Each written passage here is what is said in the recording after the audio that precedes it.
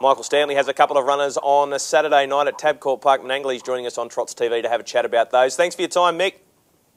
Yeah, thanks, Hazy. How you going? Really well, mate. Let's firstly turn our attention to the Paleface Adios Stakes, and you do have Young Modern going around. The draw hasn't been kind, drawn out wide on the track. What can you tell us about Young Modern? Yeah, look, he went through a good patch there last campaign at the end, and sort of went through his grades really nicely. And you know, this time in, he started off well without winning. You know, he ran second to a couple of handy ones, and yeah, a couple of bad days like the weekend haven't done him any favour the last couple. But I'm sure if his best form turns up, he'll be in the mix.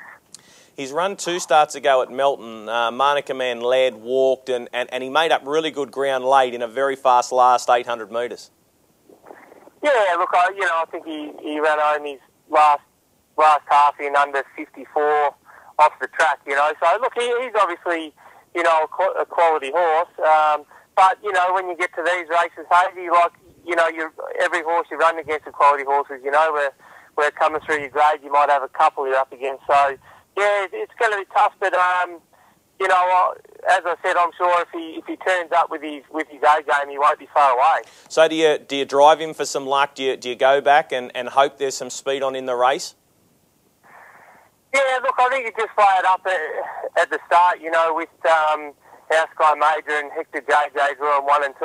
You know, I'm just a bit worried that might take a bit of the speed out of the race. But then, you know, in saying that, Gaio's Hotspot's drawn out wide. Whether they use his speed early, that might put a bit of speed into that first quarter. So, look, he doesn't have great gate speed anyway, so he probably will settle in the back half early, and then yeah, just weigh up you know, the tempo of the race, sort of heading into the back straight, whether you wait or you make a move.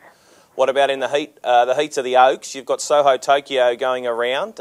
She's already won a lot of money in her career. She's won in excess of $100,000, but again, she's drawn poorly. She's out in gate 9. Yeah, she's a good filly, and she's had a couple of nice lead-up races. Yeah, sort of, she's another one in her whole career, and that when it's sort of come to the good races, she's always drawn poorly. So, good. It's a good heat. It's a quality heat. I mean, every race heat's a quality heat, but you know, she should be peaking at the right time. She'll probably get back at the start, and once again, hopefully for a bit of speed mid-race, and I'm sure that she'll go forward enough to give him some cheek. We will see you here on Grand Final Day, and we're looking forward to seeing Majorly Foxy Sticks go around in the Ladyship. How's she come on since her win going back at Melton a couple of weeks? Yeah, I'm really wrapped with her. She seemed to have trained on really well. She's in tomorrow night at Melton for a lead-up race, so we'll get a better guide then.